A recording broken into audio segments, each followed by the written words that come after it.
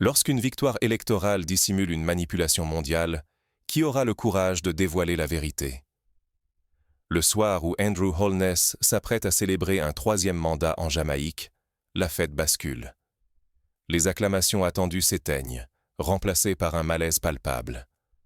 À des milliers de kilomètres, une voix inattendue trouble la scène. Ibrahim Traoré, président du Burkina Faso, accuse publiquement. Selon lui, ce triomphe n'est pas l'œuvre du peuple, mais d'un système corrompu, savamment orchestré. En une phrase, il fait vaciller l'image d'une élection exemplaire et expose la Jamaïque au doute mondial. Jamais un chef africain n'avait défié si frontalement la sincérité d'un scrutin caribéen. Traoré ose ouvrir une brèche. Et si la démocratie n'était qu'une façade, derrière laquelle la volonté populaire s'effrite en silence? Le choc est immédiat. Politiciens, citoyens, médias, tous sont forcés de s'interroger.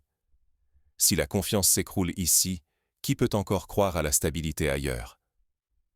La légitimité des institutions chancelle, l'avenir démocratique se brouille. La tempête médiatique enfle, tandis que les premiers indices de manipulation émergent. Certains refusent d'y croire, d'autres cherchent déjà des preuves. Sous les applaudissements, une question s'impose. Qui dirige vraiment les urnes? En Jamaïque, Andrew Holness célèbre son troisième mandat. Les drapeaux dansent, la foule exulte, les médias étrangers louent la stabilité du pays. Partout, le récit officiel vante une démocratie apaisée. Mais dans l'ombre, la société civile retient son souffle. Les ONG peinent à rassembler. La majorité semble désabusée. Le scrutin paraît réglé, comme si le suspense avait déserté la politique jamaïcaine. Pourtant, une inquiétude muette s'installe. Quand la victoire devient une formalité, qui surveille encore les dérives? Ignorer les signes revient à normaliser, peu à peu, la corruption. Ce n'est plus la voix du peuple qui pèse, mais celle de réseaux occultes. Tout paraît décidé d'avance. La confiance s'effrite, la démocratie se fissure. Et si cette stabilité n'était qu'une façade fragile? Dans ce climat tendu, une voix inattendue s'élève. Depuis Ouagadougou, Ibrahim Traoré va jeter un pavé dans la mare. Et si la victoire n'était qu'un décor? Ibrahim Traoré, visage grave, rompt le silence devant la presse internationale et dévoile le doute. La démocratie en Jamaïque serait-elle une illusion soigneusement mise en scène? Il accuse sans détour. Ce n'est pas la volonté du peuple, mais l'argent qui a guidé le résultat. Derrière le rideau, des réseaux discrets auraient pesé de tout leur poids, imposant pression et manipulation à chaque étape du scrutin. Traoré se dit porteur de preuves, achat de voix, menaces ciblées et une chape de silence pesant sur tous ceux qui refusaient de se soumettre.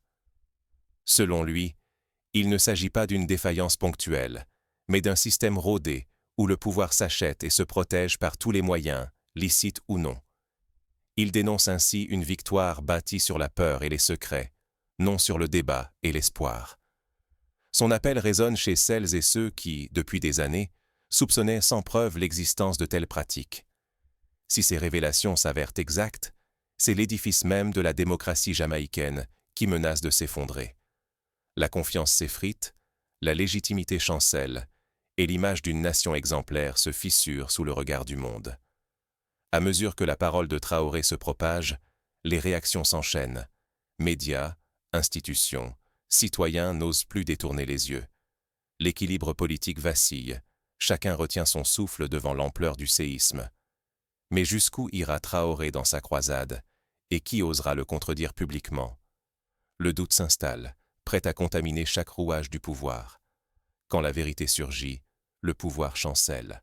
En moins d'une journée, les paroles d'Ibrahim Traoré se répandent sur les réseaux sociaux, traversant les continents. À Londres, New York, Toronto, la diaspora jamaïcaine s'enflamme. Il a osé dire tout haut ce que beaucoup craignaient en silence. La pression monte. Journalistes d'investigation et opposants jamaïcains exigent des comptes. Ils réclament transparence et enquêtes officielles sur le scrutin.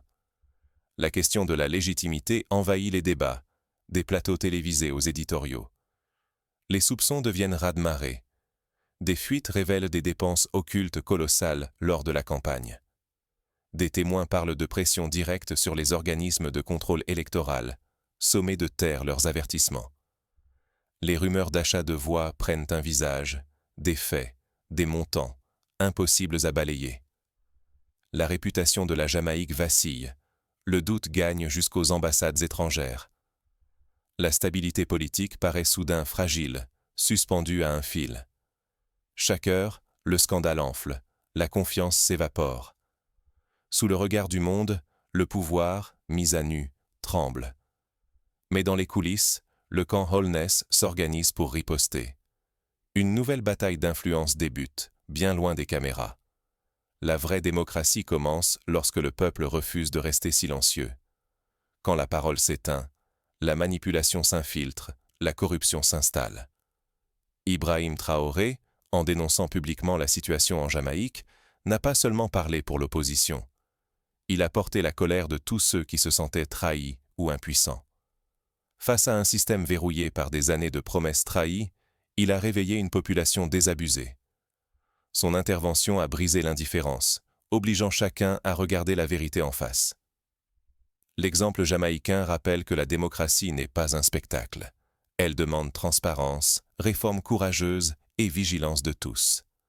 Passivité signifie laisser les institutions être dévoyées par une élite minoritaire.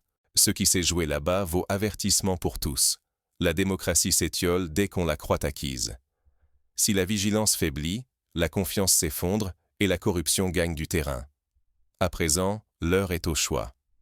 Défendre une démocratie vivante ou laisser le pouvoir se refermer, muselant chaque voix. L'affaire jamaïcaine devient ainsi un miroir pour d'autres nations, interrogeant la solidité de leurs propres institutions. La question n'est plus locale, elle est universelle. À quoi bon voter si le choix du peuple n'est plus qu'une illusion? Quand la démocratie devient spectacle, la liberté s'efface derrière le rideau. Un bulletin n'est alors qu'un accessoire, la pièce déjà écrite ailleurs. Ce scandale en Jamaïque n'est pas une anomalie. Les paroles d'Ibrahim Traoré résonnent jusqu'à nous. Elles questionnent la légitimité de chaque institution, là où la corruption s'insinue et ronge la confiance. Ce qui choquait hier ici devient banal ailleurs. Mais dénoncer suffit-il si chacun détourne le regard? Accepter ce théâtre, c'est abandonner sa voix, laisser d'autres écrire l'histoire. La responsabilité commence là où naît le doute. Refuser l'illusion, c'est défendre notre pouvoir collectif. Alors, interrogez-vous. Lors de votre prochain vote, qui décide vraiment? Sous la lumière des promesses, la démocratie appartient-elle encore au peuple, ou s'efface-t-elle dans l'ombre des intérêts privés? La réponse repose sur la vigilance de chacun.